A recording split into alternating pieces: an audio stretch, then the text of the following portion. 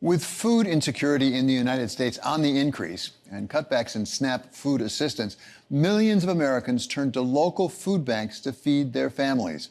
Tami Wilson is COO of Feeding Westchester, which distributes 20 million pounds of food a year just north of New York City. She gave us a behind-the-scenes look at what they do every day to collect and distribute food to the needy. How do you get the food? How does it come to you? Sure. So we have a variety of ways that we get food. We get food from our federal government, through USDA, through the state, as well as we get funding from our county government, so Westchester County. And so what we do is we think of it as a plate of food. You have a plate of food, and maybe the federal government will give me some rice, the state and the county will give me vegetables, but maybe Feeding Westchester has to make that purchase and purchase our protein so that you can have a well-balanced meal for families. So initially, food banking was canned goods. We tell you exactly what you want and you eat it. But we take a step back and we listen to our community. People want to see plantains, bananas, yucca, masa flour. We really source for our community. We don't want to just hand you something we think that you'll eat. But if you provide nutrition education, which we do, you give someone an eye-opener. They can make it just the way that they would want. But we want to give people choice because we want to provide dignity. When you stand online, unfortunately, there is a level of shame that there shouldn't be. How do you measure the food insecurity in Westchester County? Well, we partner with United Way of Westchester and Putnam County. They have a report called the Alice Report. And so like a family of 4 right now to live in Westchester County, you need to make roughly $130,000. I always say that my 24-year-old son will never leave my home because he's not making that money, right? And so we take the Alice Report, but we also look at, again, the federal poverty line, which is about $32,000 this year for a family of 4. No one in New York State is making it on $32,000 a year. And so we take a look at those two things and determine how many people are actually under the poverty line. We also look at SNAP applications and SNAP assistance. That is our first indicator because SNAP provides 9 times the food that any food bank could provide. How do you determine the need and where it is and to whom the food should go? So there are a number of things. We looked at the USDA hunger report. We ourselves also did a hunger relief system analysis a few years ago. And what that does is it allows us to see how many people in which areas have the meal gap, right? So if you think about a meal gap, you think about if a child goes to school all day, who's feeding them between the time of 3 and 6 p.m. before parents get home and dinner time, so right? So that's a meal gap. If a mother and a child have 2 meals, does she get that meal, right? And so we look at all of these different factors. We look at wage increases, the equity around wage. We look at how much services that they need. Is it rent assistance? And so we try to look at the whole person to see where the gaps are. And normally food is at the end of it. And so we just look at the different pieces of a person and family. Talk about last November when we had the government shutdown. Yes. And there was a shutdown of SNAP funds. You had a particular vantage point on what that stress on SNAP meant for food insecurity and for the people you supply. What did you find? The first thing is that people were mentally stressed, concerned, and they're already stressed. They're stressed for a number of things. They're stressed because during the government shutdown, it was compounded by a multitude of different issues. People were already concerned about losing their SNAP benefits, $186 billion over 10 years. There's also what we call ABODs, which is able-bodied adults without dependents. Their recertification is changing, but that was accelerated in November. Then you had the government shutdown. Then you had federal workers not being paid as well. And then how could I forget? You also have ICE. So you have fear, you have cuts, and then that did impact our lines. As you listed those points of stress, only one of them goes away when the government reopens. Correct. The $186 billion still is being cut under the One Big Beautiful Bill. You still have the ABOD, as you call it, the able-bodied workers without dependents.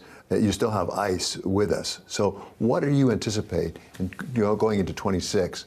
That's going to mean for the family that depends on SNAP? Those are planned disruptions. It's the unplanned disruptions that are really concerning. And so as multiple food banks in New York State and across the country, including Feeding Westchester, we're looking at what is the impact on the whole person, because we are one part of the food ecosystem. We're one part of a person's story. There are many other things. We're working with other not-for-profits in shelters, like who provide shelter and home assistance, legal services.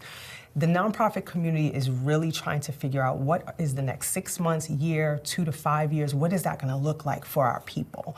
So we are looking at strategies, we're looking at long-term stability for our own organization. For years, we thought we were going to be out of business, we were going to be happy about that. We don't think that anymore, at all.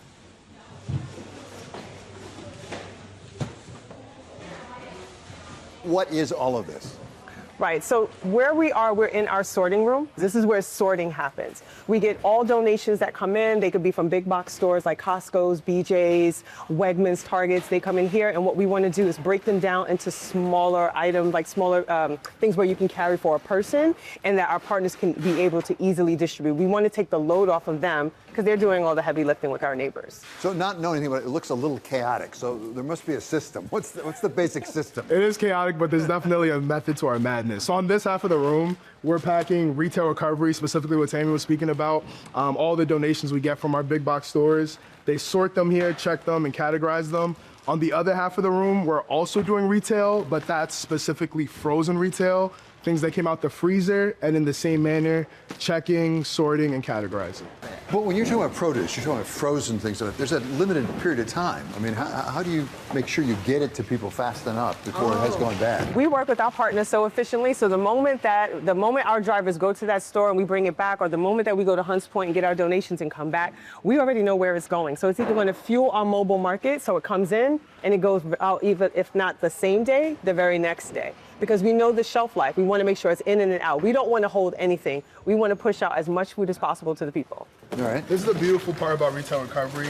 You get hygienic items, Nail polish. non-food. By the way, these are things that SNAP would not cover. Absolutely. So Exactly. SNAP does not cover any feminine hygiene products, baby supplies, any of these supplies, no. And when you think about it, a person goes into a store, they don't only just buy food, right? They buy things like Glade candlesticks because we all want a nice smelling home, right? We want lotions, we want things for our babies, and we want people to really get everything that they need. So if you're at a pantry, if you're at a distribution, we want to make sure that you have not just all food groups, we want to make sure that you have everything that you need: toilet paper, paper towels, vitamins, all the things. You see it from the receiving end on SNAP. If you had the power to change the program beyond just spending a lot more money, just spend the same amount of money, how could it be done better? I think food banking, as you said, we've been talking about increase in funding for SNAP for years prior to HR 1. I think for me, we need to look at this system in general. We need to look and start with children. Start with nourishing children, understanding education, nutrition education, not just food. If you look at the whole person, we're looking at financial investments. How do people come out of poverty? Because it's about poverty, not food, just food insecurity. And if you start with a child and you teach them about food, you teach them about finances, you open doors and opportunities for them. I was the first person to graduate from college. No one could tell me in my family how to do the application, what was FAFSA. I think we just have to provide resources, eye-opening things, and not just think it's you need a handout, because that's not what it is. If COVID taught us nothing, it taught us that people in need look like anyone. They can have a Mercedes, they can have a broke down pickup truck, they can walk. We should be able to support our people, but we need to start from when they are children and grow, and so that they can grow into adults that they feel good about and have dignity.